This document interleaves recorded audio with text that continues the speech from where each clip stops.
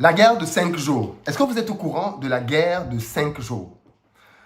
Aujourd'hui, le Burkina Faso et le Mali sont main dans la main pour pouvoir combattre le terrorisme et bien évidemment donner un coup de main au Niger dans le cadre d'une intervention militaire. Mais est-ce que vous savez que le Burkina Faso et le Mali ont eu une guerre qui a duré 5 jours?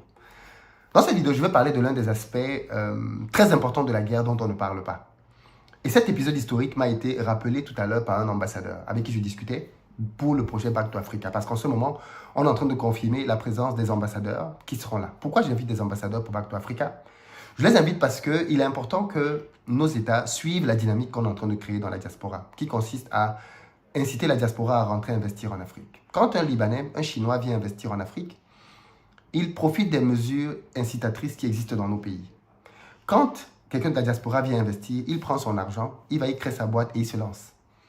Comment pouvez-vous faire concurrence à quelqu'un qui a une facilité à ramener du matériel dans le pays sans payer de douane? Comment pouvez-vous faire concurrence à quelqu'un qui a des exonérations de 5, parfois 10 ans sans payer d'impôts? Ça, c'est parce que ces personnes-là, quand elles viennent, elles essayent de comprendre comment fonctionnent économiquement nos pays, la fiscalité, et entrent dans les brèches qui existent de manière légale. Il faut que nos pays créent des facilités pour la diaspora. Il faut que nos pays créent des facilités pour des gens qui sont porteurs de projets, qui ont 10 000, 15 000, 20 000 euros, et qu'eux aussi puissent bénéficier d'un cadre qui leur permet de se lancer, au moins à minima, pour pouvoir ensuite développer quelque chose. On ne peut pas développer nos pays en marge de nos États. C'est impossible. Donc, il faut qu'ils soient là. Et donc, je fais le tour comme ça de plusieurs ambassades. Le Gabon a déjà confirmé sa présence, le Congo a confirmé sa présence, la Côte d'Ivoire. Bref, on est en train de faire le tour comme ça pour s'assurer que ces personnes seront là pour entendre le message que la diaspora envoie à nos pays en Afrique. Donc, vous devez être là. Si vous n'avez pas encore pris votre place, c'est le moment de le faire. On a une promo là qui va durer 3 jours à moins 45%. Si vous prenez votre place aujourd'hui, vous avez les moins 45%. Et en plus des moins 45%, vous avez une formation dans laquelle je vous explique comment faire pour obtenir des financements en Afrique. Parce que beaucoup pensent que le financement, c'est quelque chose d'impossible. C'est faux. Et tout ça vous sera expliqué dans cette formation-là. Donc, si vous n'avez pas encore pris votre place, c'est le moment de le faire. Dans la barre de description, je mets un lien sur lequel vous pouvez cliquer et simplement accéder à votre place. Alors, je reviens sur la guerre des 5 jours. La guerre des 5 jours, c'est une guerre qui s'est tenue en 1985 entre le Mali et le Burkina. Et c'est une guerre qui a duré 5 jours. Vous savez ce que l'ambassadeur m'a appris? L'ambassadeur m'a dit, mais la guerre, c'est un sport de riches. Et les Africains semblent l'oublier. La guerre, c'est un sport de riches. Aujourd'hui, en Ukraine, vous savez combien on a déjà dépensé? Aujourd'hui, au moment où je parle, pour la guerre en Ukraine. 400 milliards de dollars. 400 milliards de dollars, c'est le budget de l'économie africaine la plus puissante, le Nigeria. Or, en un an de guerre en Ukraine, on a dépensé 400 milliards de dollars. Où est-ce que la CEDEAO compte prendre de l'argent pour financer sa guerre? Où est-ce que la CEDEAO compte prendre de l'argent pour financer son intervention au Mali? Parce qu'il faut qu'on se dise cette vérité. Intervenir au Mali va demander beaucoup d'argent. Pourquoi est-ce que nos pays font appel à de l'aide internationale pour lutter contre le terrorisme? C'est parce que ça coûte très cher. La guerre, c'est des moyens.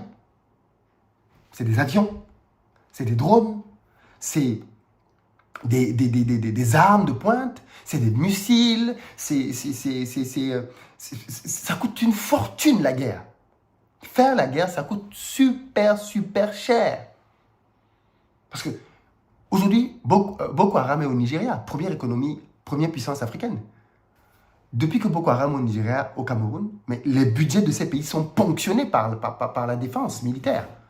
Ça coûte super cher. Donc quand on nous dit que la CEDEAO veut aller faire une intervention au Niger, la question que je me pose, c'est avec quel argent? On va prendre l'argent où pour aller faire cette guerre? Qui la finance? Est-ce que ça va être financé par l'Occident? Est-ce qu'on va aller demander l'argent aux puissances pour venir faire la guerre au Niger? En fait, on va s'endetter. Parce que quand on parle de 400 milliards, je vous rappelle que c'est de l'endettement. Tout ça, c'est de l'endettement pour l'Ukraine. Quand l'Ukraine prend des chars, comme vous entendez dire, la France dit j'ai aidé l'Ukraine, les États-Unis disent j'ai aidé l'Ukraine, l'Italie dit j'ai aidé l'Ukraine, l'Allemagne, l'Angleterre. C'est de la dette pour l'Ukraine. Donc l'Ukraine, aujourd'hui, est très endettée. Ça coûte super cher la guerre. Nos pays d'abord ont de très petits budgets. Un pays comme la France, c'est un budget en milliers de milliards de dollars. Quand vous prenez nos économies, le Niger, c'est quel budget? Quel est le budget du Niger? Quel est le budget du Niger? Quel est le PIB du Niger? Oui, prenez nos pays et vous voyez combien nous sommes déjà pauvres. Nous sommes déjà pauvres. La guerre de 5 jours, vous savez pourquoi elle s'est arrêtée au bout de 5 jours? C'est pas parce que les deux parties ne voulaient plus bagarrer. La guerre de 5 jours s'est arrêtée faute de carburant. Comprenez ce que je dis? Il n'y avait plus de carburant. Mali, Burkina Faso. Ils ont voulu faire la guerre. Ouais, on va discuter à la frontière. La frontière, s'il y a beaucoup de richesses. 5 jours plus tard, ils ont arrêté. Ils se sont arrêtés tout de suite. Pourquoi il n'y avait plus de carburant? Parce que la guerre, ça coûte. C'est énergivore. Donc, ils ont décidé que, bon, finalement, on va aller s'entendre pour savoir qui a gagné, qui a perdu, ainsi de suite. La guerre s'est arrêtée, faute de moyens. Donc, nos économies, qui ont déjà du mal à gérer leur situation interne, nos économies qui ont déjà du mal à financer l'éducation, nos économies ont du mal à permettre à tout le monde de se nourrir. 2-3 repas par jour. Nos économies ont du mal à financer le développement, à financer les infrastructures routières, à financer l'électricité. Nos pays ont du mal à financer la défense.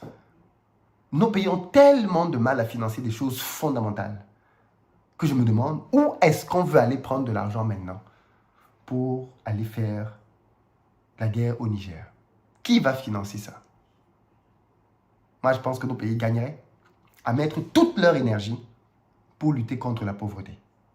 Je pense que nos pays gagneraient à mettre toute leur énergie pour lutter contre le sous-développement.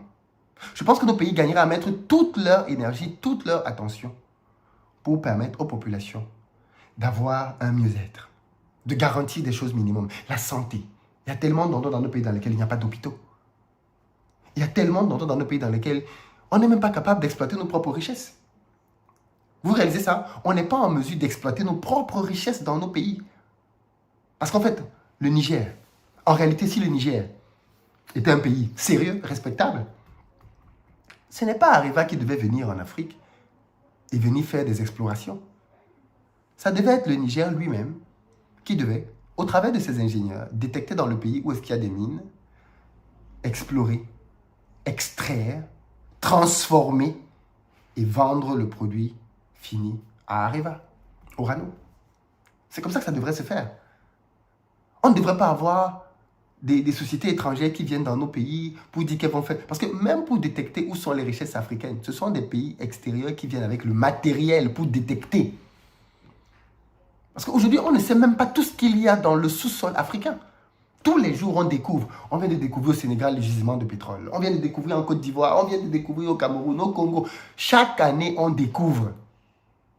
Or, en Occident, on sait déjà tout ce qu'il y a dans le sol et le sous-sol. On sait déjà que dans ce pays, il n'y a pas de mine. Dans ce pays, il n'y a pas de matière. On sait, les Occidentaux savent déjà tout ce qu'il y a de disponible ou pas dans les sols et les sous-sols. Nous, en Afrique, on ne sait pas. Parce qu'on n'a même pas les moyens d'aller déterminer ce qu'il y a comme richesse. Parce que là, maintenant, on parle de la mine du Niger. Mais après cette mine, peut-être qu'il y en a encore d'autres. Mais il faudrait que ce soit Orano ou une autre société qui vienne pour faire les recherches et détecter. Et dire, ah oui, il y a telle richesse ici. Ah oui, il y a telle richesse là-bas. Est-ce qu'on peut s'en sortir comme ça? Non. Donc, nos pays ont de vrais problèmes. De sérieux problèmes. Et je trouve que prendre notre énergie pour aller la dépenser maintenant, à aller faire une guerre, à aller faire une intervention militaire, ce n'est pas probant. La guerre, c'est un sport de riches. Voilà la phrase qu'il m'a dite et que j'ai retenue. La guerre, c'est un sport de riches. Et les pays africains ne peuvent pas se permettre de faire des guerres parce qu'ils sont pauvres. Nous sommes pauvres. On ne peut pas se permettre de faire des guerres. Donc les amis, je ne sais pas ce que vous en pensez, mais moi ça m'a fait réfléchir. Et de savoir qu'on a arrêté une guerre à cause du carburant après 5 jours. Après 5 jours, il n'y avait plus de carburant, on a arrêté la guerre. Qu'est-ce qu'on veut faire aujourd'hui? Qu'est-ce qu'on veut montrer aux gens? Qu'est-ce qu'on veut faire? On n'est pas prêt.